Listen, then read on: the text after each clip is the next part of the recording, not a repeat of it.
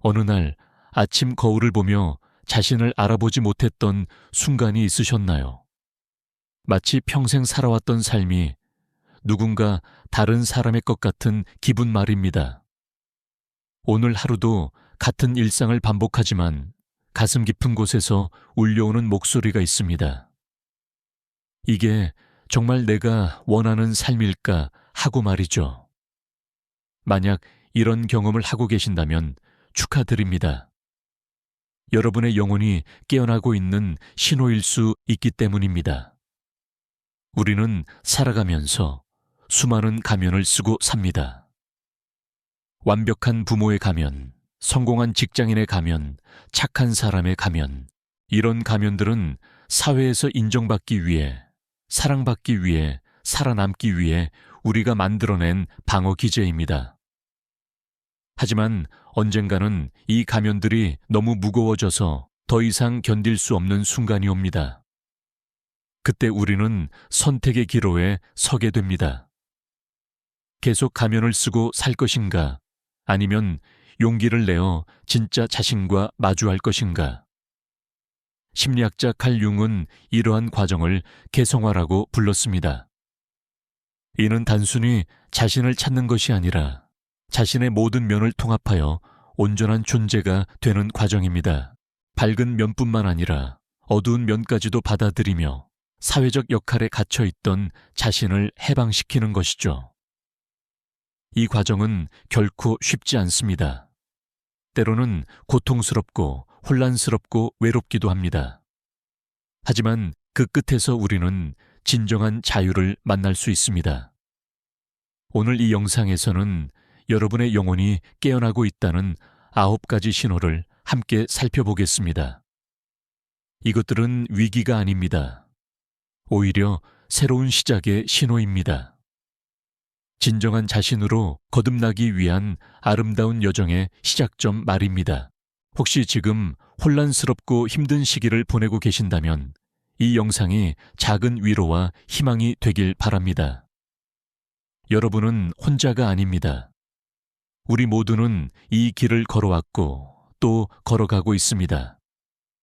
그럼 지금부터 시작해 보겠습니다. 여러분의 마음을 열고 편안한 자세로 들어주세요. 오늘의 이야기가 여러분의 삶에 새로운 빛을 비춰주길 바랍니다. 첫 번째 신호는 기존의 사회적 역할에 대한 거부감입니다. 어느 순간부터 회사에서의 역할, 가정에서의 역할, 사회에서 기대하는 모습들이 자신과 맞지 않는다고 느끼기 시작합니다. 예를 들어 항상 강하고 완벽해야 한다고 여겨졌던 아버지 역할이 갑자기 짐으로 느껴지거나 모든 것을 희생하며 가족을 돌봐야 한다고 믿어왔던 어머니 역할에서 벗어나고 싶어집니다. 이런 감정이 들 때 많은 분들이 죄책감을 느낍니다. 내가 이기적인 건 아닐까? 가족을 저버리는 건 아닐까? 하는 생각들 말이죠. 하지만 이는 자연스러운 과정입니다. 지금까지 입었던 옷이 몸에 맞지 않게 되었다고 해서 몸이 잘못된 것이 아닙니다. 성장한 것일 뿐입니다. 한국 사회는 특히 역할에 대한 기대가 강한 편입니다. 나이에 따른 기대, 성별에 따른 기대, 직업에 따른 기대들이 우리를 둘러싸고 있죠. 하지만 진정한 성장은 이러한 외부의 기대보다는 내면의 목소리에 귀 기울일 때 일어납니다. 융은 이것을 페르소나에서 벗어나는 과정이라고 설명했습니다. 페르소나는 고대 그리스의 연극에서 배우들이 쓰던 가면을 의미합니다. 우리 모두는 사회적 상황에 맞는 페르소나를 착용하고 살아갑니다. 하지만 때로는 이 가면이 너무 꽉 끼어서 숨쉬기 어려워집니다. 회사에서 항상 웃으며 네 알겠습니다 라고 대답하던 자신이 어느 날 갑자기 아니요, 그것은 불합리합니다 라고 말하고 싶어집니다. 가족 모임에서 항상 조용히 있던 자신이 자신의 의견을 표현하고 싶어집니다. 이런 변화를 주변 사람들은 이해하지 못할 수도 있습니다. 왜 갑자기 변했지? 예전이 더 좋았는데 하는 반응을 보일 수도 있죠. 하지만 기억하세요. 여러분은 변한 것이 아닙니다. 본래의 모습으로 돌아가고 있는 것입니다. 어린 시절 사회의 기대나 다른 사람의 시선을 의식하기 전에 순수했던 자신 말입니다. 물론 그 순수함에 경험과 지혜가 더해진 성숙한 버전으로요. 이 과정에서 중요한 것은 급하게 모든 것을 바꾸려고 하지 않는 것입니다. 갑자기 모든 사회적 역할을 포기한다면 혼란만 가중될 수 있습니다. 대신 천천히 하나씩 자신의 진정한 목소리에 귀 기울여 보세요. 작은 것부터 시작하면 됩니다. 좋아하지 않는 모임에 굳이 참석하지 않기, 하고 싶지 않은 일에 아니요 라고 말하기, 자신의 감정을 솔직하게 표현하기 등 말이죠. 두 번째 신호는 깊은 외로움과 소외감입니다. 이상하게도 영혼이 깨어나는 과정에서 많은 사람들이 극심한 외로움을 경험합니다. 가족이나 친구들과 함께 있어도 마치 투명인간이 된 것 같은 기분이 들고 아무도 진짜 자신을 이해하지 못한다고 느낍니다. 이는 실제로 여러분이 변화하고 있기 때문입니다. 기존의 관계들은 예전의 여러분, 즉 가면을 쓴 여러분과 맺어진 것들입니다. 이제 진짜 자신이 나타나기 시작하면서 기존의 관계 패턴이 맞지 않게 됩니다. 마치 성장한 아이의 옷이 작아지는 것과 같은 현상이죠. 특히 한국 사회에서는 집단주의 문화가 강하기 때문에 이런 개별화 과정이 더욱 고통스럽게 느껴질 수 있습니다. 함께를 중시하는 문화에서 나를 찾아가는 여정은 때로 죄책감과 두려움을 동반합니다. 하지만 이는 필요한 과정입니다. 진정한 연결은 가짜 자아가 아닌 진짜 자아를 바탕으로 이루어져야 하기 때문입니다. 이 시기에 중요한 것은 외로움을 부정하거나 억지로 없애려고 하지 않는 것입니다. 외로움도 우리의 감정 중 하나이며 때로는 중요한 메시지를 전달해 줍니다. 지금 나는 진정한 나 자신과 연결되어 있나? 내가 맺고 있는 관계들이 진정한가? 하는 질문들 말이죠. 외로움 속에서 자신과 대화하는 시간을 가져보세요. 책을 읽거나 산책을 하거나 일기를 쓰면서 내면의 목소리에 귀 기울여 보세요. 처음에는 어색하고 답답할 수 있지만 점차 자신만의 고유한 리듬을 발견하게 될 것입니다. 그리고 놀랍게도 진정한 자신과 연결되었을 때 진정한 타인과의 연결도 가능해집니다. 융근 개성화 과정에서 일시적인 고립이 필요하다고 말했습니다. 마치 나비가 번데기 안에서 변화의 시간을 보내는 것처럼 우리도 내면의 변화를 위해 잠시 홀로 있는 시간이 필요합니다. 이 시간은 준비의 시간입니다. 더 깊고 의미 있는 관계들을 위한 준비 말이죠. 세 번째 신호는 과거의 관심사나 활동들이 의미 없게 느껴지는 것입니다. 예전에는 열정적으로 했던 취미나 활동들이 갑자기 공허하게 느껴집니다. 쇼핑이나 술자리, SNS 활동 같은 것들이 시간 낭비처럼 여겨지기 시작하죠. 이는 가치관의 변화를 나타내는 신호입니다. 외부에서 주어진 만족이 아닌 내면에서 우러나오는 진정한 만족을 추구하기 시작하는 것입니다. 예를 들어 남들에게 인정받기 위한 활동보다는 자신이 진정으로 의미 있다고 느끼는 일에 더 관심을 갖게 됩니다. 처음에는 이런 변화가 무섭게 느껴질 수 있습니다. 내가 뭘 좋아하는지도 모르겠어. 아무것도 재미있지 않아 하는 생각이 들죠. 하지만 이는 새로운 시작을 위한 빈 공간이 만들어지고 있는 것입니다. 마치 새로운 식물을 심기 위해 밭을 갈아엎는 과정과 같습니다. 이 시기에는 무리해서 새로운 관심사를 찾으려고 하지 마세요. 대신 호기심을 가지고 다양한 것들을 탐험해 보세요. 책을 읽어보고 새로운 장소를 가보고 다른 사람들의 이야기를 들어보세요. 중요한 것은 해야 한다는 의무감이 아닌 하고 싶다는 자발적 동기에서 나오는 활동들을 찾는 것입니다. 한국 사회에서는 나이가 들수록 새로운 시도를 하는 것을 어색하게 여기는 경향이 있습니다.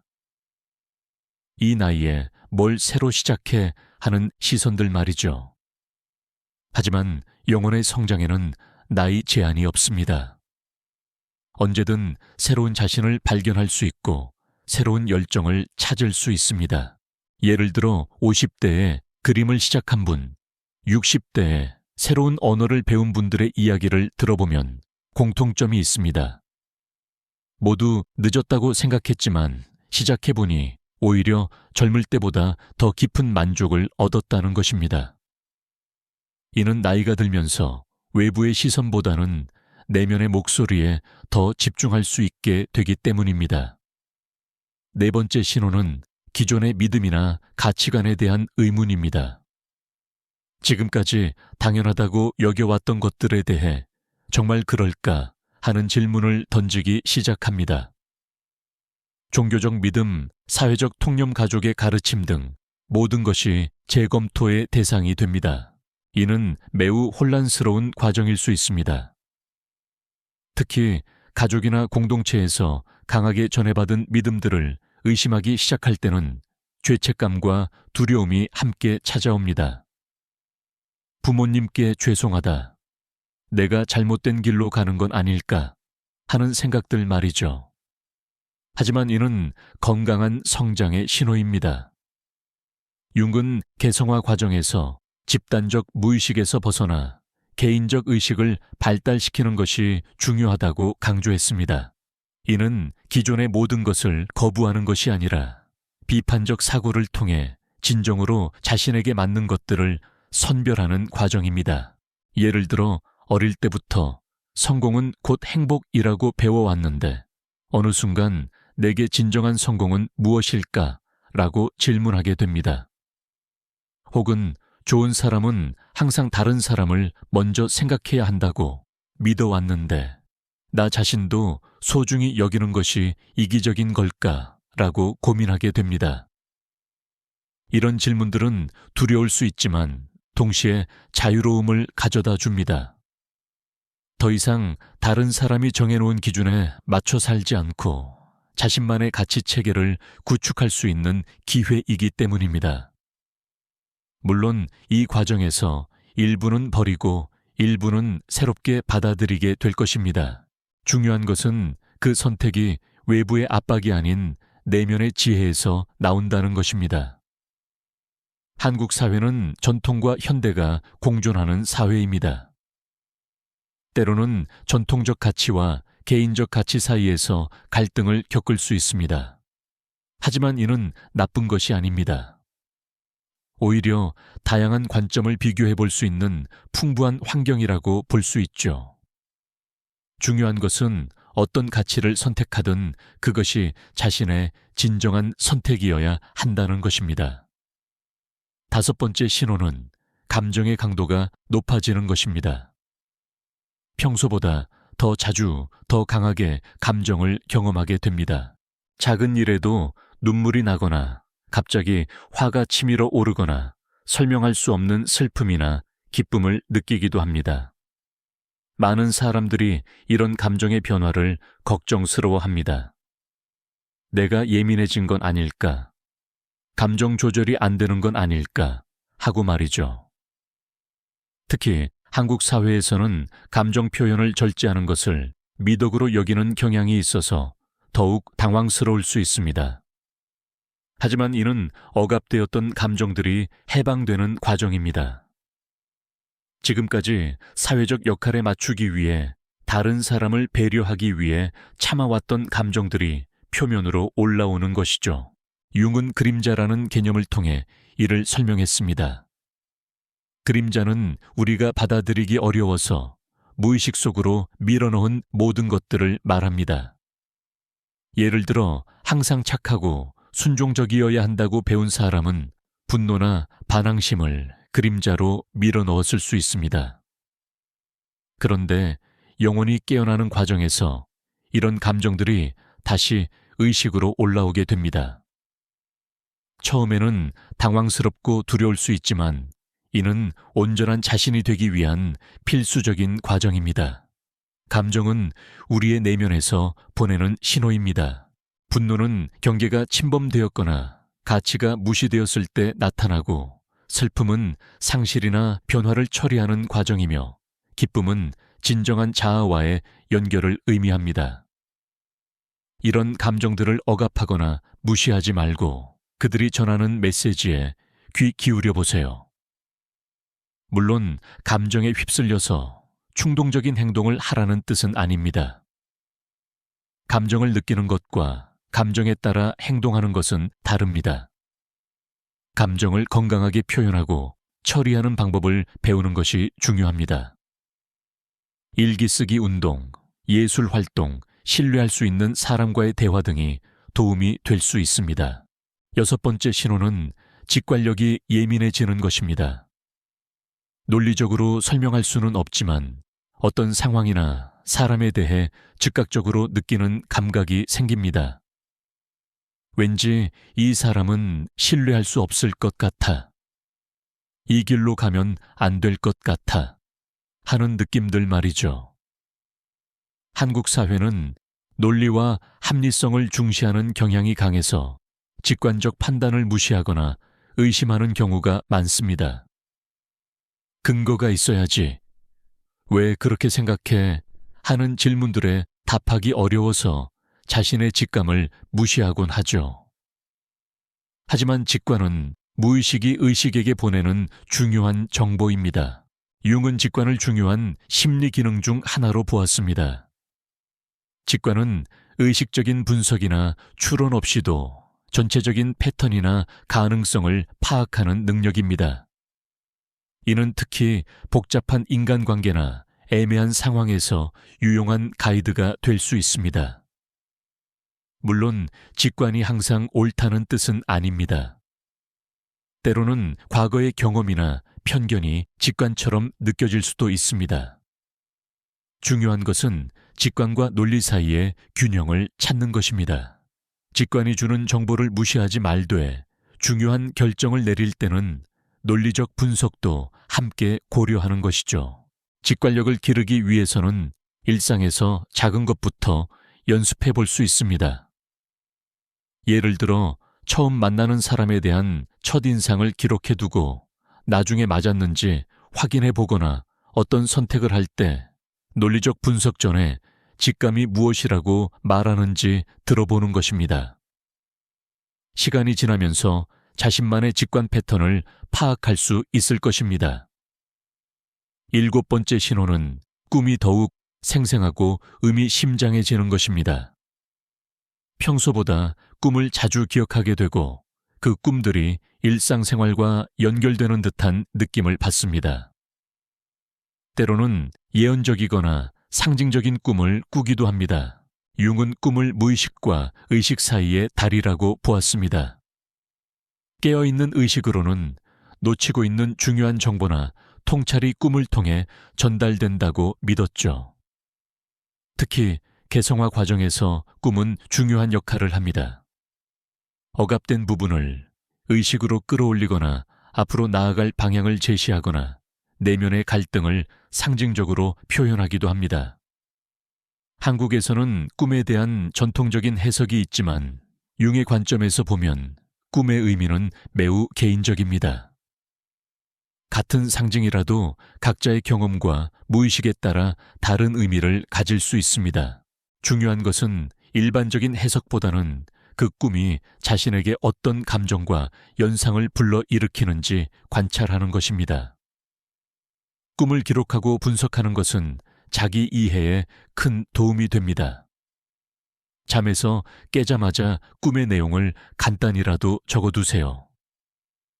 그리고 그 꿈에서 느꼈던 감정 인상적이었던 이미지 현실과의 연결점 등을 생각해 보세요. 시간이 지나면서 자신만의 꿈의 패턴과 상징들을 발견하게 될 것입니다. 때로는 꿈이 너무 생생하거나 무서워서 불안해할 수도 있습니다. 하지만 대부분의 경우 이는 내면의 변화를 반영하는 자연스러운 현상입니다. 꿈속의 무서운 존재나 상황은 종종 우리가 받아들이기 어려워하는 자신의 일부를 상징합니다. 이를 두려워하기보다는 내 무의식이 나에게 무엇을 말하려고 하는 걸까? 라는 호기심으로 접근해 보세요.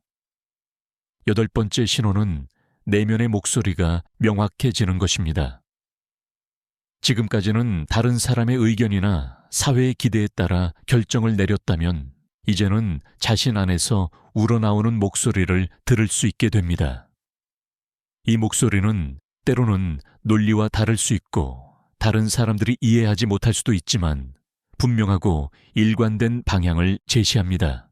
이 내면의 목소리를 융은 자기라고 불렀습니다. 자기는 개인의 전체성을 나타내는 원형으로 의식과 무의식을 통합하는 중심점 역할을 합니다. 자기의 목소리를 듣는다는 것은 자신의 온전함에 접근하고 있다는 신호입니다. 하지만 내면의 목소리를 듣는 것은 생각보다 어려운 일입니다. 우리는 태어나면서부터 수많은 외부의 목소리에 둘러싸여 살아왔기 때문입니다. 부모의 기대, 선생님의 가르침, 친구들의 조언, 사회의 규범 등이 우리 안에 켜켜이 쌓여 있어서 진짜 자신의 목소리를 구별하기 어렵습니다. 내면의 목소리를 듣기 위해서는 의도적으로 조용한 시간을 만들어야 합니다. 명상, 산책, 혼자만의 시간 등을 통해 외부의 소음을 차단하고 내면에 집중하는 연습이 필요합니다. 처음에는 아무것도 들리지 않을 수 있습니다. 하지만 꾸준히 연습하면 점차 자신만의 고유한 목소리를 발견하게 될 것입니다. 이 목소리는 항상 친절하거나 달콤하지만은 않습니다. 때로는 불편한 진실을 말하거나 어려운 선택을 요구하기도 합니다. 하지만 이 목소리를 따를 때 우리는 진정한 만족과 평화를 경험할 수 있습니다. 왜냐하면 그것이 우리의 진정한 본성에서 나오는 것이기 때문입니다. 한국 사회에서는 개인의 목소리보다는 집단의 화합을 중시하는 경우가 많습니다. 하지만 진정한 화합은 각자가 자신의 목소리를 찾았을 때 가능합니다. 자신을 잃고 맞추는 것은 화합이 아니라 수능일 뿐입니다. 진정한 기여는 자신의 고유함을 발휘할 때 이루어집니다. 9번째이자 마지막 신호는 삶의 목적이나 의미에 대한 새로운 관점이 생기는 것입니다. 지금까지는 성공, 인정, 안정 등 외부적 목표를 추구했다면 이제는 더 깊은 차원의 의미를 찾기 시작합니다. 나는 왜 살아가는가? 내 삶의 진정한 가치는 무엇인가? 하는 근본적인 질문들에 대한 답을 구하게 됩니다. 이는 단순히 철학적 사색이 아닙니다. 실제로 삶의 방향과 선택에 큰 영향을 미치는 변화입니다. 예를 들어 돈을 많이 버는 것보다는 의미 있는 일을 하는 것이 더 중요하게 느껴지거나 남들에게 인정받는 것보다는 자신이 진정으로 기여할 수 있는 일을 찾고 싶어집니다. 융은 삶의 후반부에서 이런 의미 추구가 자연스럽게 나타난다고 보았습니다. 젊을 때는 외부 세계에서 자신의 자리를 확보하는 것이 중요하지만 어느 정도 기반이 마련된 후에는 내면의 풍요로움과 정신적 성장에 관심을 갖게 된다는 것이죠. 하지만 이는 나이와 상관없이 일어날 수 있는 변화입니다. 새로운 삶의 목적을 찾는 과정은 때로 혼란스럽고 불안할 수 있습니다. 지금까지 추구해왔던 것들이 갑자기 의미 없게 느껴지면서 그럼 나는 뭘 위해 살아야 하지? 하는 공허함을 경험할 수 있습니다. 하지만 이는 더 큰 목적을 향한 준비 과정입니다. 진정한 삶의 목적은 외부에서 주어지는 것이 아니라 내면에서 발견되는 것입니다. 자신의 재능, 관심, 가치관, 경험들이 조화롭게 합쳐져서 나타나는 고유한 것이죠.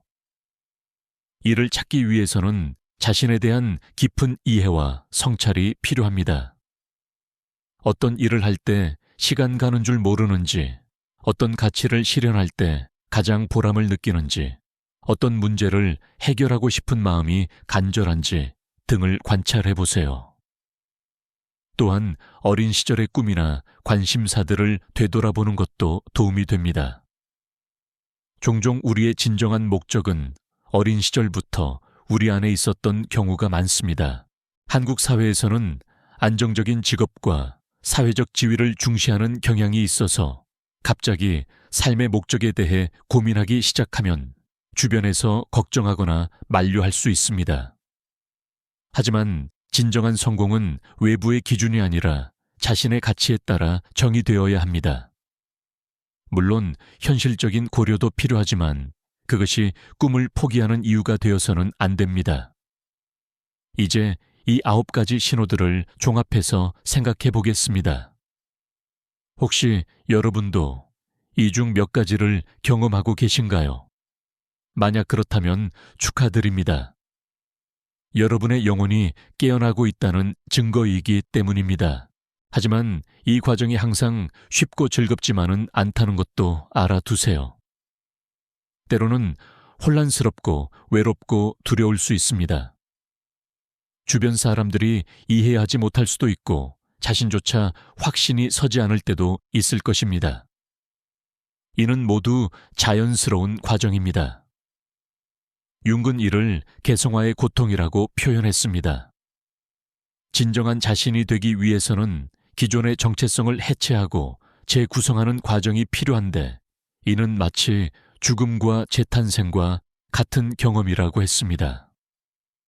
하지만 이 고통을 통과한 후에 얻게 되는 것은 그 어떤 것과도 바꿀 수 없는 귀중한 것입니다.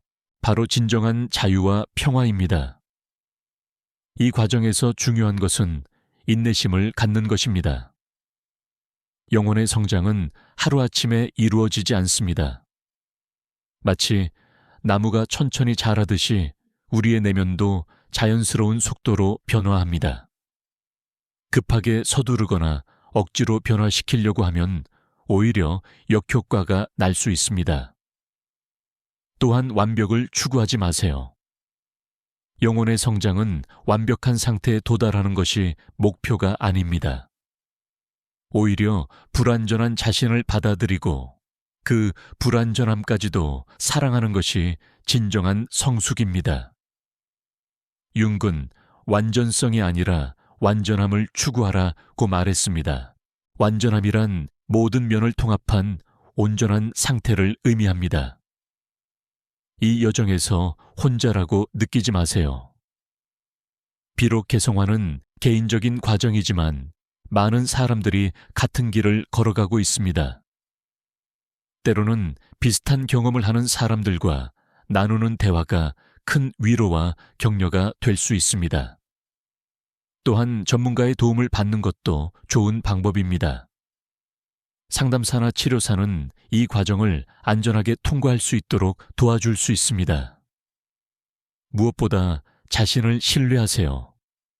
여러분 안에는 이미 모든 답이 있습니다. 외부에서 찾으려고 하지 마세요. 물론 다른 사람의 조언이나 책에서 얻는 지혜도 도움이 될 수 있지만 최종적인 답은 여러분 자신 안에 있습니다. 자신의 내면의 목소리를 믿고 따르세요. 그리고 이 과정을 즐기려고 노력하세요. 비록 어렵고 힘들 때도 있지만 동시에 경이롭고 신비로운 경험이기도 합니다. 매일 조금씩 진정한 자신을 발견해 가는 것은 인생에서 가장 흥미진진한 모험 중 하나입니다. 어린아이처럼 호기심을 갖고 새로운 발견에 기뻐하며 실수를 두려워하지 마세요. 또한 이 변화가 다른 사람들과의 관계에도 영향을 미칠 것이라는 점을 알아두세요. 일부 관계는 자연스럽게 멀어질 수 있고 새로운 관계가 형성될 수도 있습니다. 이는 슬픈 일이지만 동시에 필요한 과정입니다. 진정한 자신과 맞지 않는 관계는 결국 양쪽 모두에게 해가 됩니다. 대신 진정한 자신을 받아들이고 사랑해주는 사람들과의 관계는 더욱 깊어질 것입니다. 가족 관계에서는 특히 조심스러운 접근이 필요합니다. 가족들은 여러분의 변화를 이해하지 못하거나 받아들이기 어려워할 수 있습니다. 하지만 급하게 모든 것을 바꾸려고 하지 마세요. 천천히 점진적으로 진정한 자신을 보여주며 그들이 적응할 시간을 주세요. 때로는 이해받지 못할 수도 있지만 진정성 있는 태도는 결국 인정받게 됩니다. 직장이나 사회적 관계에서도 마찬가지입니다. 갑자기 모든 것을 바꾸기보다는 가능한 범위 내에서 점진적으로 진정한 자신을 표현해 보세요. 때로는 작은 변화들이 모여서 큰 변화를 만들어내기도 합니다. 중요한 것은 타협과 진정성 사이의 균형을 찾는 것입니다. 이제 각각의 신호들에 대해 구체적으로 어떻게 대처할 수 있는지 살펴보겠습니다. 첫 번째, 신호인 사회적 역할에 대한 거부감을 느낄 때는 급하게 모든 역할을 포기하지 말고 하나씩 재검토해 보세요. 이 역할이 내게 어떤 의미인가? 이 역할을 통해 내가 얻는 것과 잃는 것은 무엇인가? 이 역할을 다른 방식으로 수행할 수는 없을까? 하는 질문들을 던져보세요. 때로는 역할 자체를 버리는 것이 아니라 역할을 수행하는 방식을 바꾸는 것만으로도 큰 변화를 경험할 수 있습니다. 두 번째, 신호인 외로움과 소외감을 느낄 때는 이를 부정적으로만 바라보지 마세요. 외로움은 자신과 깊이 연결될 수 있는 기회이기도 합니다. 혼자 있는 시간을 활용해서 자신이 진정으로 좋아하는 것들을 탐험해 보세요. 독서, 글쓰기, 예술 활동, 자연 속 산책 등을 통해 자신과의 대화를 늘려보세요. 그리고 점차 자신과 비슷한 가치관을 가진 사람들을 찾아보세요. 세 번째, 신호인 기존 관심사의 의미 상실을 경험할 때는 새로운 것을 찾기 위해 무리하지 마세요. 대신 잠시 멈춰서 내면의 목소리에 귀 기울여 보세요. 나는 정말 무엇을 원하는가?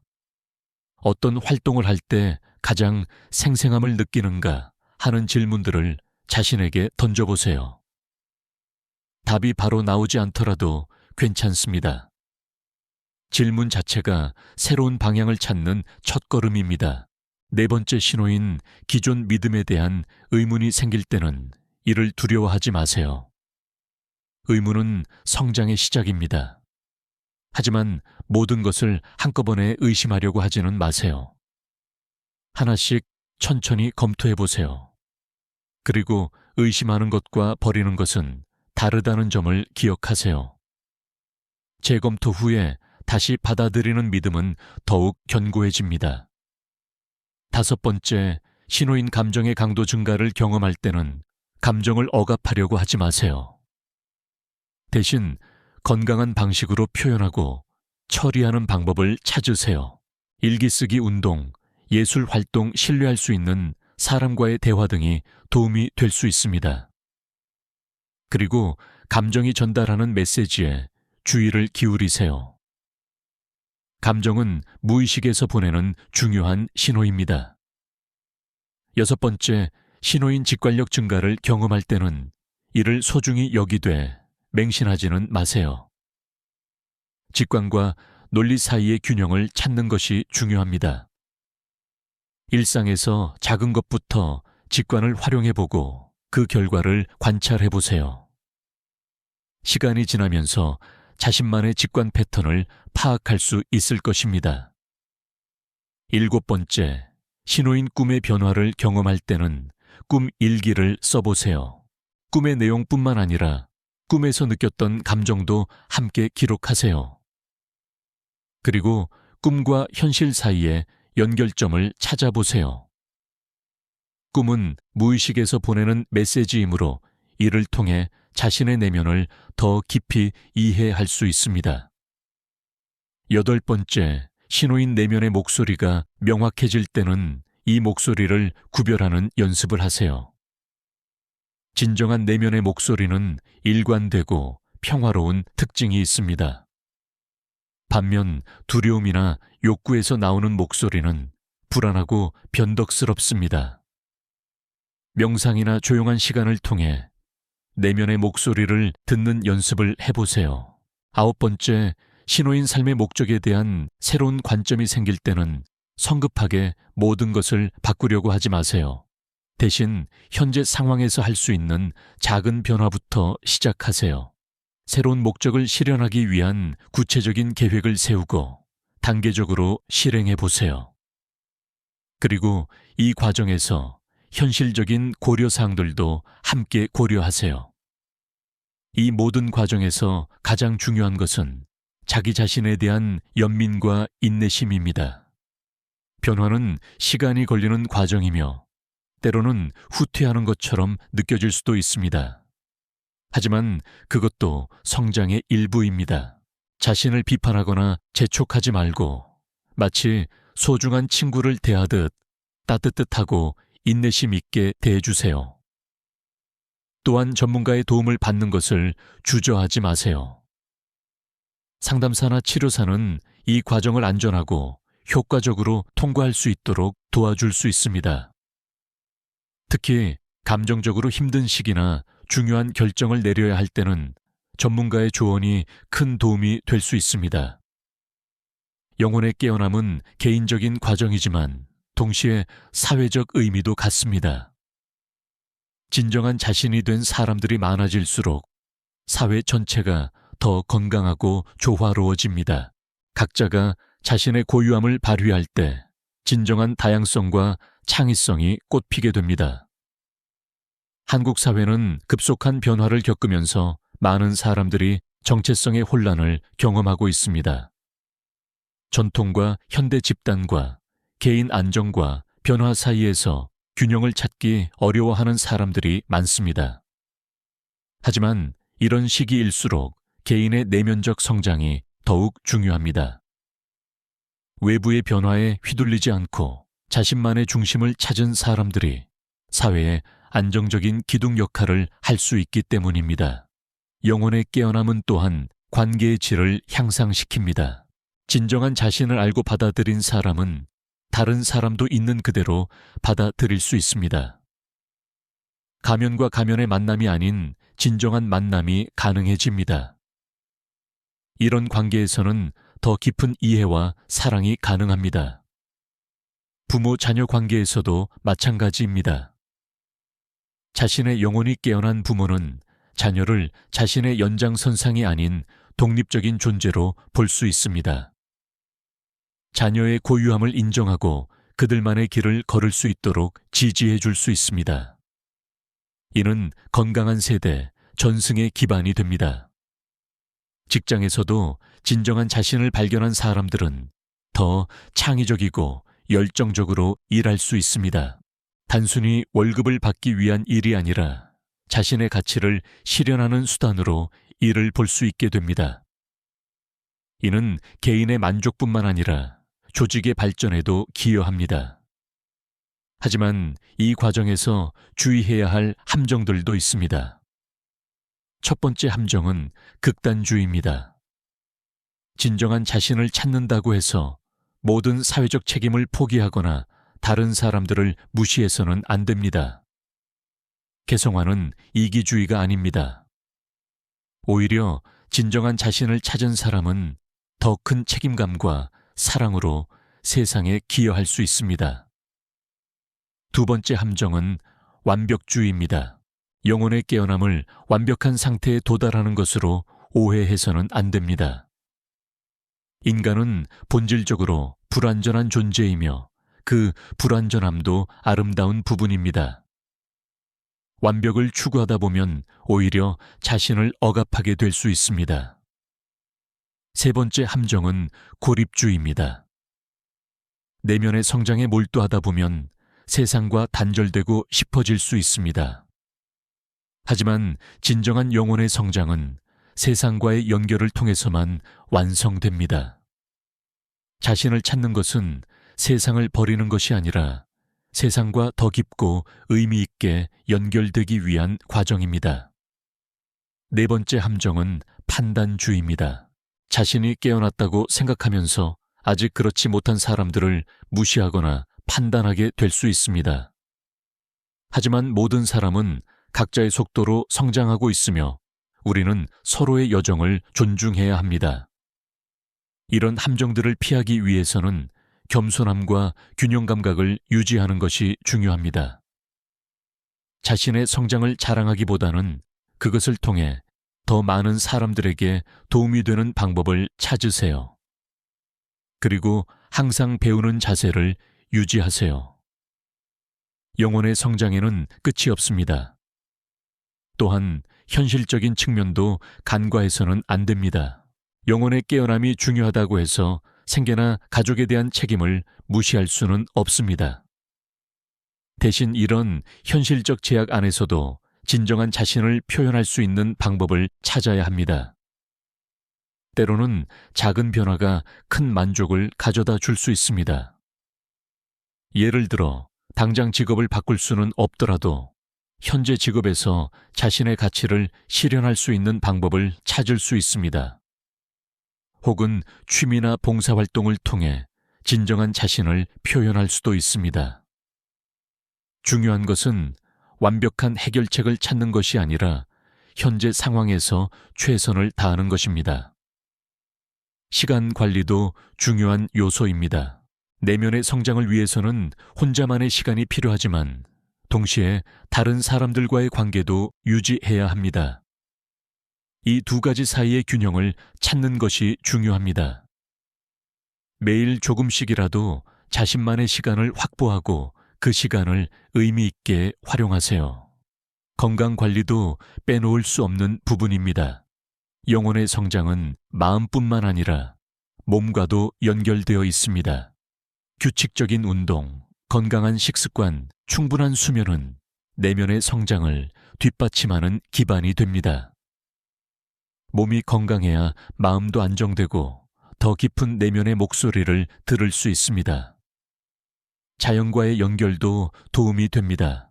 도시 생활에 익숙해진 현대인들은 자연과 단절된 채 살아가는 경우가 많습니다. 하지만 자연은 우리에게 평화와 지혜를 주는 원천입니다. 주말에 산이나 바다를 찾거나 일상에서 작은 화분이라도 기르면서 자연과의 연결을 유지해 보세요. 예술과 창작 활동도 영혼의 성장에 큰 도움이 됩니다. 그림 그리기, 음악 감상, 춤추기, 글쓰기 등을 통해 내면의 감정과 생각들을 표현해 보세요. 예술은 논리적 사고로는 접근할 수 없는 영역에 다다를 수 있게 해줍니다. 잘하고 못하고는 중요하지 않습니다. 표현하는 것 자체가 치유와 성장의 과정입니다. 독서도 중요한 도구입니다. 다양한 책들을 통해 다른 사람들의 경험과 지혜를 배울 수 있습니다. 특히 자기계발서뿐만 아니라 문학작품, 철학서, 심리학 책 등을 폭넓게 읽어보세요. 각 분야의 책들이 서로 다른 관점에서 인간의 내면을 조명해 줍니다. 명상이나 요가 같은 수행법도 도움이 됩니다. 이런 수행들은 마음을 진정시키고 내면의 목소리에 귀 기울일 수 있는 능력을 기를 수 있게 해줍니다. 하루에 몇 분이라도 조용히 앉아서 호흡에 집중하거나 몸의 감각을 관찰해 보세요. 처음에는 어색하고 집중하기 어려울 수 있지만 꾸준히 연습하면 점차 내면의 평화를 경험하게 될 것입니다. 봉사활동이나 타인을 도우는 일도 영혼 성장에 큰 의미가 있습니다. 자신을 찾는 과정이 이기적인 것처럼 느껴질 때 다른 사람을 위해 무언가를 하는 것은 더 큰 관점을 갖게 해줍니다. 진정한 자아 발견은 결국 더 큰 사랑과 연민으로 이어집니다. 자신의 재능이나 경험을 활용해서 도움이 필요한 사람들을 위해 무언가를 해보세요. 여행도 좋은 방법 중 하나입니다. 새로운 환경과 문화를 경험하면서 자신을 다른 관점에서 바라볼 수 있게 됩니다. 꼭 멀리 갈 필요는 없습니다. 평소에 가보지 않은 동네를 걸어보거나 다른 문화권 사람들과 대화해 보는 것만으로도 새로운 통찰을 얻을 수 있습니다. 일기 쓰기는 가장 간단하면서도 효과적인 방법 중 하나입니다. 매일 일어난 일과 그때 느꼈던 감정들을 기록해 보세요. 시간이 지나면서 자신의 패턴을 발견하게 될 것입니다. 어떤 상황에서 기뻐하고 어떤 일에 스트레스를 받는지, 진정으로 중요하게 여기는 가치가 무엇인지 등을 파악할 수 있습니다. 꿈 해석도 유용한 도구입니다. 앞서 언급했듯이 꿈은 무의식에서 보내는 메시지입니다. 꿈 일기를 쓰고 꿈에 나타나는 상징들의 의미를 생각해 보세요. 융의 꿈 해석 방법을 참고하되 가장 중요한 것은 그 꿈이 자신에게 어떤 의미인지 스스로 탐구하는 것입니다. 신체 활동도 중요합니다. 몸과 마음은 분리된 것이 아닙니다. 규칙적인 운동은 스트레스를 해소하고 정신을 맑게 해줍니다. 특히 걷기나 달리기 같은 반복적인 활동은 명상적 효과도 있습니다. 몸을 움직이면서 생각을 정리하고 내면의 목소리에 귀 기울일 수 있습니다. 음악도 영혼에 깊이 닿는 매체입니다. 다양한 장르의 음악을 들어보고 어떤 음악이 자신의 마음에 울림을 주는지 관찰해 보세요. 때로는 가사가 없는 음악이 더 깊은 감정을 불러일으키기도 합니다. 음악을 들으면서 떠오르는 이미지나 감정들을 소중히 여기세요. 또한 이 과정에서 만나게 되는 어려움들에 대해서도 이야기해 보겠습니다. 영혼의 깨어남은 아름다운 과정이지만 동시에 도전적인 여정이기도 합니다. 가장 흔한 어려움 중 하나는 죄책감입니다. 자신을 위해 시간을 쓰거나 다른 사람의 기대에 부응하지 않을 때 느끼는 죄책감 말입니다. 특히 한국 사회에서는 자기 희생을 미덕으로 여기는 경향이 있어서 이런 죄책감이 더욱 강할 수 있습니다. 하지만 기억하세요. 자신을 사랑하고 돌보는 것은 이기적인 것이 아닙니다. 오히려 건강한 자아가 있어야 다른 사람들에게도 진정한 사랑을 줄 수 있습니다. 두 번째 어려움은 두려움입니다. 변화에 대한 두려움, 미지의 것에 대한 두려움, 실패에 대한 두려움 등이 발목을 잡을 수 있습니다. 이런 두려움은 자연스러운 것입니다. 하지만 두려움 때문에 성장을 멈춰서는 안 됩니다. 두려움을 느끼면서도 한 걸음씩 앞으로 나아가는 것이 용기입니다. 세 번째 어려움은 외로움입니다. 주변 사람들이 자신의 변화를 이해하지 못할 때, 혹은 같은 길을 걷는 사람을 찾기 어려울 때 느끼는 외로움입니다. 하지만 이 외로움도 일시적입니다. 진정한 자신이 될수록 진정한 연결을 할 수 있는 사람들을 만나게 될 것입니다. 네 번째 어려움은 불확실성입니다. 앞으로 어떻게 될지, 올바른 길을 가고 있는지 확신하기 어려울 때가 있습니다. 하지만 성장의 길에는 확실한 지도가 없습니다. 각자가 자신만의 길을 만들어 가야 합니다. 중요한 것은 내면의 나침반을 믿고 나아가는 것입니다. 다섯 번째 어려움은 저항입니다. 변화하려고 할 때 내면에서 일어나는 저항, 주변 사람들의 저항 등을 마주하게 됩니다. 이런 저항은 기존 시스템을 보호하려는 자연스러운 반응입니다. 저항을 적으로 보지 말고 신중하게 변화해야 한다는 신호로 받아들이세요. 이런 어려움들을 극복하기 위해서는 몇 가지 전략이 필요합니다. 첫째, 인내심을 가지세요. 영혼의 성장은 마라톤과 같습니다. 빠른 결과를 기대하지 말고 꾸준히 한 걸음씩 나아가세요. 때로는 휴식도 필요합니다. 너무 서두르지 마세요. 둘째 지지 체계를 구축하세요. 혼자서는 어려운 일도 함께하면 쉬워집니다. 비슷한 경험을 하는 사람들과 연결되거나 전문가의 도움을 받거나 믿을 수 있는 친구나 가족과 솔직한 대화를 나누세요. 셋째, 자기 연민을 실천하세요.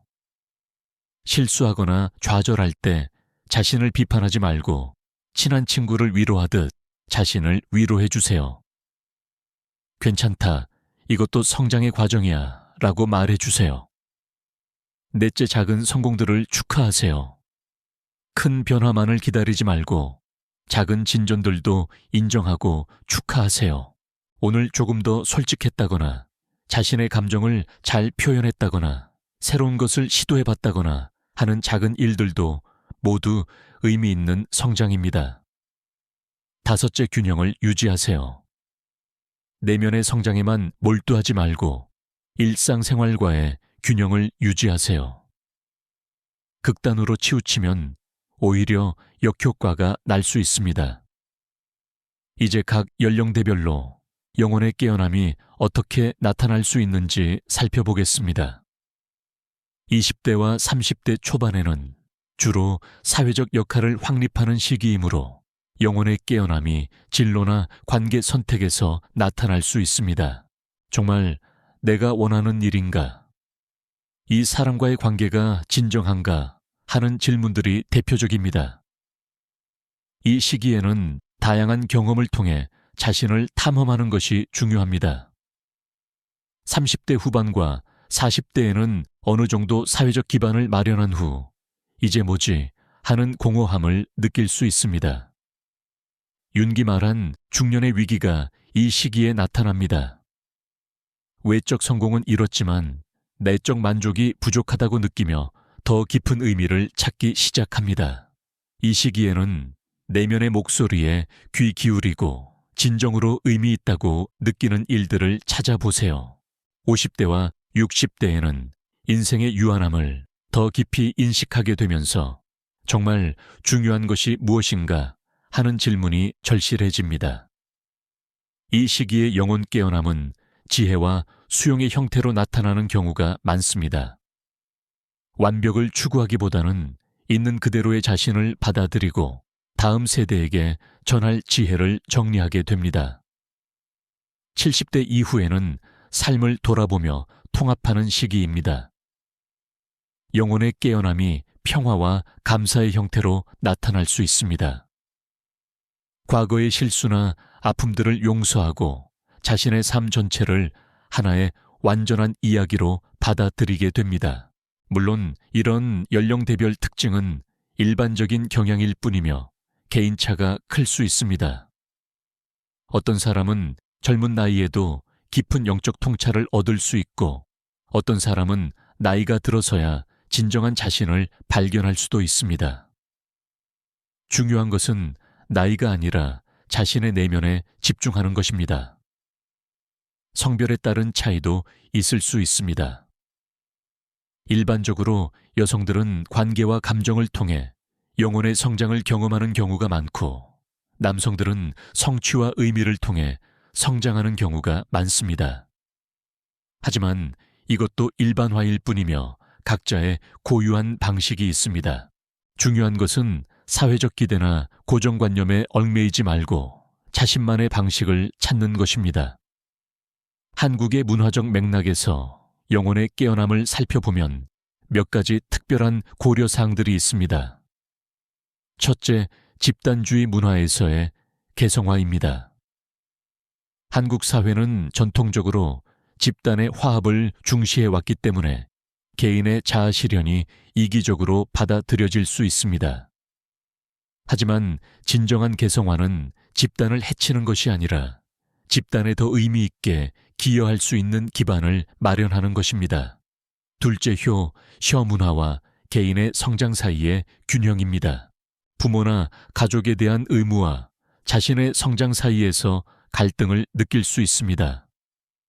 하지만 진정한 효는 형식적인 순종이 아니라 자신이 건강하고 성숙한 사람이 되어 가족에게 기쁨을 주는 것일 수도 있습니다. 셋째, 빠른 사회 변화에 대한 적응입니다. 한국 사회는 몇십 년 만에 급속한 변화를 겪었습니다. 이런 변화 속에서 정체성의 혼란을 느끼는 것은 자연스럽습니다.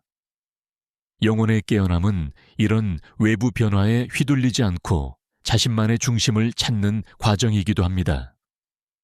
넷째 교육과 성공에 대한 압박입니다. 한국 사회의 치열한 경쟁 문화는 때로 내면의 목소리를 듣기 어렵게 만듭니다.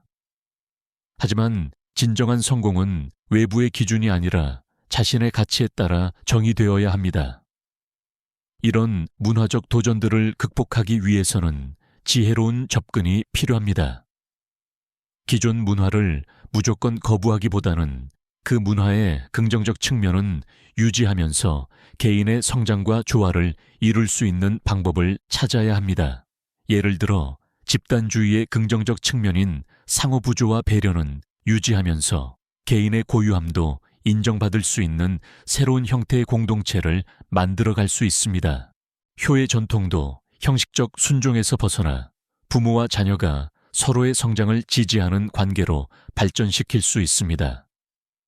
이제 영혼의 깨어남 과정에서 나타날 수 있는 몇 가지 구체적인 증상들과 그 대처법을 살펴보겠습니다. 신체적 증상으로는 피로감 수면 패턴에 변화 식욕의 변화 등이 나타날 수 있습니다. 이는 내면의 변화가 몸에도 영향을 미치기 때문입니다. 이런 증상들이 지속되면 의사와 상담해보는 것이 좋지만 대부분은 일시적인 현상입니다. 충분한 휴식과 건강한 생활 습관으로 관리할 수 있습니다. 정서적 증상으로는 기분의 변화, 예민함의 증가, 과거 기억들의 재등장 등이 있습니다. 억압되었던 감정들이 표면으로 올라오면서 나타나는 현상입니다. 이런 감정들을 억압하지 말고 건전한 방식으로 표현하고 처리하는 것이 중요합니다. 사회적 증상으로는 기존 관계에서의 갈등, 새로운 관계에 대한 욕구, 사회적 활동에 대한 관심 변화 등이 나타날 수 있습니다. 이는 진정한 자신에 맞는 관계와 활동을 찾아가는 과정입니다. 급하게 모든 것을 바꾸려 하지 말고 천천히 조정해 나가세요. 영적 증상으로는 삶의 의미에 대한 깊은 질문 종교나 영성에 대한 관심 증가, 직관력의 향상 등이 있습니다. 이는 영혼이 성장하고 있다는 긍정적인 신호입니다. 다양한 영적 전통이나 수행법을 탐험해 보도해 맹신하지는 말고 비판적 사고를 유지하세요. 이 모든 증상들의 공통점은 변화와 성장을 나타낸다는 것입니다. 불편할 수 있지만 이는 더 나은 자신으로 거듭나기 위한 과정입니다. 마치 뱀이 허물을 벗듯이 우리도 낡은 정체성을 벗고 새로운 자신으로 태어나는 것입니다. 이 과정에서 도움이 될 수 있는 실용적인 조언들을 정리해 보겠습니다. 매일 아침 일어나서 자신에게 물어보세요. 오늘 나는 어떤 사람이 되고 싶은가? 그리고 하루를 마무리할 때 오늘 나는 진정한 나였는가? 라고 되돌아보세요. 이런 간단한 질문들이 자각을 높이는 데 도움이 됩니다. 감정 일기를 써보세요. 매일 느꼈던 감정들과 그 감정이 일어난 상황들을 기록해 보세요. 시간이 지나면서 자신의 감정 패턴을 파악할 수 있고 어떤 것들이 진정한 자신과 일치하는지 알 수 있습니다. 정기적으로 디지털 디톡스를 해보세요. 스마트폰이나 인터넷 없이 혼자만의 시간을 가져보세요. 처음에는 불안하거나 지루할 수 있지만 점차 내면의 목소리를 들을 수 있게 될 것입니다. 새로운 경험에 열려 있으세요. 평소에 하지 않던 활동들을 시도해 보세요.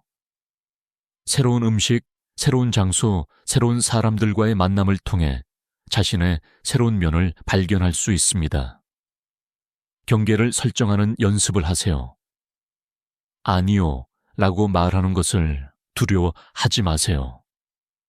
자신에게 해로운 관계나 상황에서 벗어나는 것은 이기적인 것이 아니라 건강한 것입니다.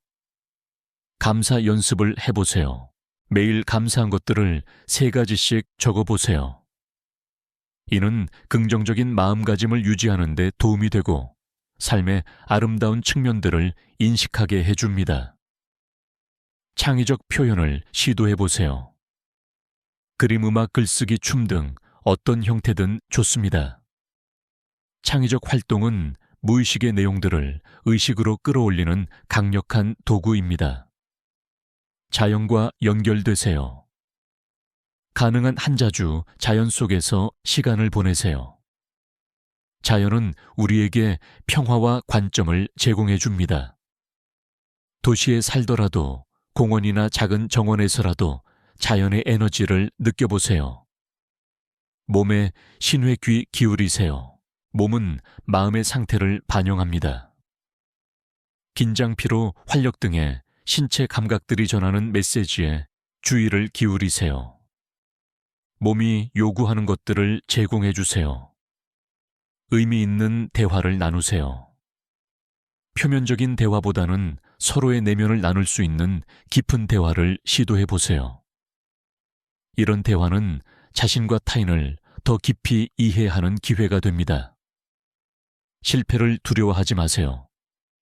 실패는 성장의 기회입니다. 완벽하지 않아도 괜찮습니다. 중요한 것은 시도하고 배우고 다시 시도하는 것입니다. 과거와 화해하세요. 과거의 상처나 실수들을 용서하고 받아들이세요. 과거를 바꿀 수는 없지만 과거에 대한 우리의 관점은 바꿀 수 있습니다. 과거의 경험들도 현재의 지혜로 만들 수 있습니다. 미래에 대한 불안을 내려놓으세요. 미래는 불확실하지만 그것이 두려움의 이유가 될 필요는 없습니다. 현재에 집중하고 지금 이 순간 할 수 있는 최선을 다하세요. 미래는 현재의 선택들이 만들어갑니다. 이제 영혼의 깨어남이 가져다주는 선물들에 대해 이야기해 보겠습니다. 첫 번째 선물은 진정한 자유입니다. 다른 사람의 기대나 사회의 기준에 얽매이지 않고 자신의 가치에 따라 살 수 있는 자유 말입니다. 이는 외부적 자유가 아니라 내면적 자유입니다. 어떤 상황에서도 자신의 선택권을 유지할 수 있는 힘입니다. 두 번째 선물은 깊은 평화입니다. 자신과 화해하고 자신의 모든 면을 받아들였을 때 얻게 되는 평화입니다. 이는 아무 문제가 없는 상태가 아니라 문제가 있어도 흔들리지 않는 내면의 안정감입니다. 세 번째 선물은 진정한 사랑입니다. 자신을 사랑할 줄 알게 되면 다른 사람도 진정으로 사랑할 수 있게 됩니다. 조건적 사랑이 아니라 무조건적 사랑, 소유하려는 사랑이 아니라 자유롭게 하는 사랑을 할 수 있게 됩니다. 네 번째 선물은 창의성입니다. 진정한 자신과 연결되면 무한한 창의적 에너지에 접근할 수 있게 됩니다. 이는 예술적 창의성뿐만 아니라 삶의 모든 영역에서 나타나는 창조적 능력입니다. 다섯 번째 선물은 지혜입니다. 경험을 통해 얻은 지식이 아니라 직관적으로 알게 되는 깊은 이해입니다. 복잡한 상황에서도 본질을 꿰뚫어 보는 능력, 적절한 때에 적절한 행동을 할 수 있는 능력입니다. 여섯 번째 선물은 회복력입니다. 어려움이 와도 다시 일어설 수 있는 힘입니다. 이는 문제를 피하는 능력이 아니라 문제를 성장의 기회로 전환시키는 능력입니다. 일곱 번째 선물은 연결감입니다. 모든 것이 연결되어 있다는 깊은 인식입니다. 자신과 타인, 자신과 자연 자신과 우주와의 연결을 느끼게 됩니다. 이는 외로움을 치유하고 소속감을 가져다 줍니다. 여덟 번째 선물은 목적의식입니다. 자신이 왜 여기에 있는지, 무엇을 위해 살아가야 하는지에 대한 명확한 인식입니다. 이는 삶의 방향과 의미를 제공합니다. 아홉 번째 선물은 기쁨입니다. 외부 조건에 의존하지 않는 내재적 기쁨입니다. 작은 것에서도 아름다움을 발견하고 존재 자체에 신비로움에 감사할 수 있는 능력입니다. 마지막 선물은 완전성입니다. 이는 완벽함이 아니라 온전함입니다. 자신의 모든 면, 밝은 면과 어두운 면, 강점과 약점, 성공과 실패, 을 통합한 전체적인 존재로서의 자신을 받아들이는 것입니다. 이 모든 선물들은 하루아침에 얻어지는 것이 아닙니다. 평생에 걸친 여정을 통해 점진적으로 발달하는 것들입니다. 어떤 날은 이 선물들을 생생하게 경험하고 어떤 날은 잃어버린 것처럼 느껴질 수도 있습니다. 그것도 자연스러운 과정입니다. 중요한 것은 이 선물들이 궁극적으로 자신만을 위한 것이 아니라는 점입니다. 진정으로 깨어난 사람은 그 깨어남을 다른 사람들과 나누게 됩니다. 자신의 빛을 밝힘으로써 다른 사람들도 자신의 빛을 찾을 수 있도록 돕게 됩니다. 이것이 바로 개성화의 궁극적 목적입니다. 자신을 위한 성장이 아니라 더 큰 전체를 위한 성장. 자신의 고유함을 발휘함으로써 인류 전체의 진화에 기여하는 것입니다. 융은 말했습니다. 개성화의 과정은 집단 무의식에서 벗어나 개인 무의식을 의식화하는 것이다. 하지만 이는 사회에서 떨어져 나가는 것이 아니라 오히려 사회에 더 의미 있게 기여할 수 있는 개인이 되는 것입니다. 마치 오케스트라에서 각 악기가 자신의 고유한 소리를 낼 때 전체적으로 아름다운 화음이 만들어지는 것처럼 각 개인이 자신의 진정성을 발휘할 때 사회 전체가 더 조화롭고 창의적이 됩니다. 한국 사회도 지금 큰 변화의 시기를 겪고 있습니다. 과거의 집단주의적 가치와 현재의 개인주의적 가치 사이에서 전통과 현대 사이에서 새로운 균형점을 찾아가고 있습니다. 이런 시기에 개인의 영혼의 깨어남은 더욱 중요한 의미를 갖습니다. 진정한 자신을 찾은 개인들이 모여서 만드는 공동체는 기존의 강압적이거나 획일적인 공동체와는 다릅니다.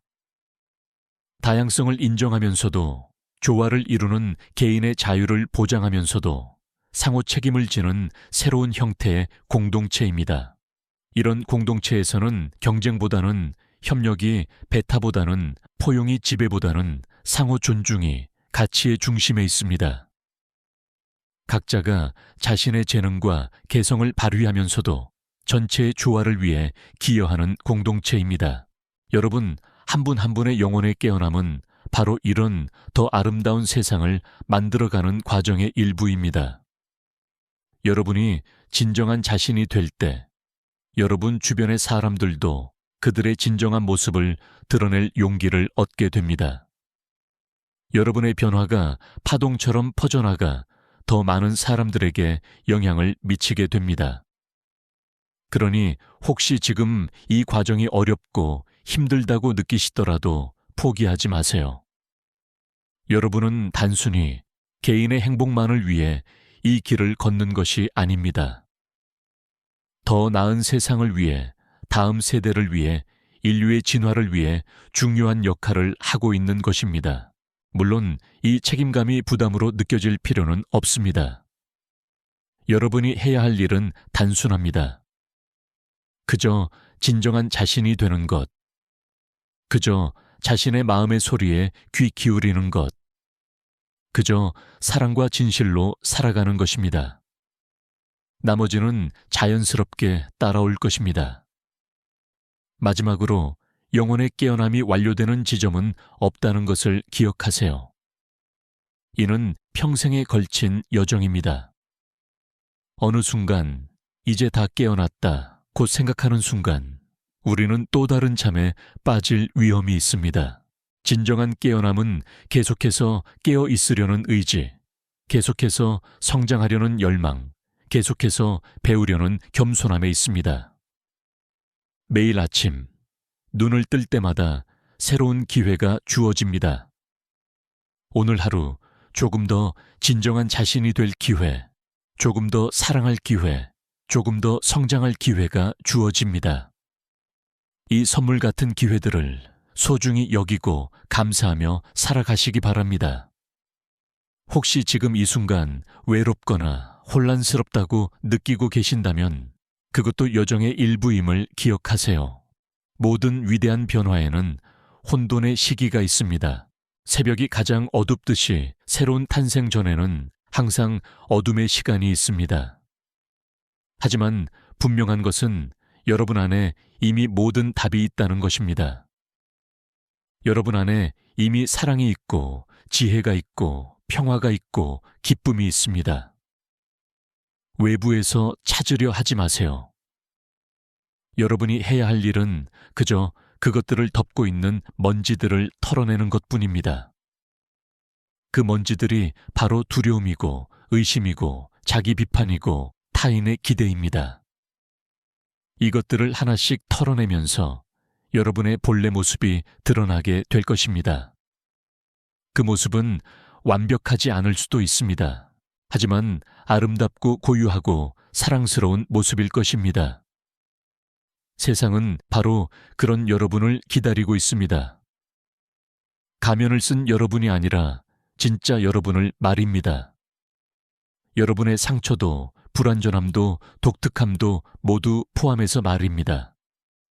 왜냐하면 그 모든 것이 여러분을 여러분답게 만드는 요소들이기 때문입니다. 오늘부터 조금씩 시작해 보세요. 작은 것부터 시작하면 됩니다. 자신의 감정을 솔직하게 인정하기 좋아하지 않는 일에 아니요 라고 말하기, 진짜 하고 싶은 것을 한 가지 해보기, 이런 작은 변화들이 모여서 큰 변화를 만들어낼 것입니다. 그리고 이 여정에서 만나게 될 모든 경험들을 소중히 여기세요. 기쁨도, 슬픔도, 두려움도, 용기도 모두 여러분의 성장을 위한 선물입니다. 각각이 여러분에게 가르쳐 줄 것이 있고 각각이 여러분을 더 깊고 넓은 존재로 만들어 줄 것입니다. 마지막으로 혼자가 아니라는 것을 기억하세요. 비록 이 여정이 개인적인 것이지만 같은 길을 걷는 수많은 사람들이 있습니다. 보이지 않는 곳에서 여러분을 응원하고 지지하는 사람들이 있습니다. 그리고 무엇보다 여러분 안에 있는 더 큰 지혜, 더 큰 사랑이 여러분을 안내해 줄 것입니다. 영혼의 깨어남, 그것은 삶에서 가장 아름다운 모험입니다. 때로는 어렵고 힘들지만 그 끝에서 여러분을 기다리는 것은 진정한 자유와 평화입니다. 그리고 그 자유와 평화를 통해 여러분은 세상에 더 큰 사랑과 빛을 나누어 줄 수 있게 될 것입니다. 여러분의 여정을 축복하며 여러분이 진정한 자신으로 거듭나는 그 순간을 기대합니다. 여러분은 이미 완전한 존재입니다. 다만 그것을 기억하고 표현하는 법을 배워가고 있을 뿐입니다. 그 아름다운 과정을 믿고 사랑하고 즐기시기 바랍니다. 오늘 이 영상을 끝까지 들어주신 여러분께 깊은 감사를 드립니다. 여러분의 시간이 의미 있게 사용되었기를 바라며 이 이야기가 여러분의 삶의 작은 등불이 되었기를 바랍니다. 여러분 모두의 영혼이 자유롭게 날아오르기를 진심으로 기원합니다.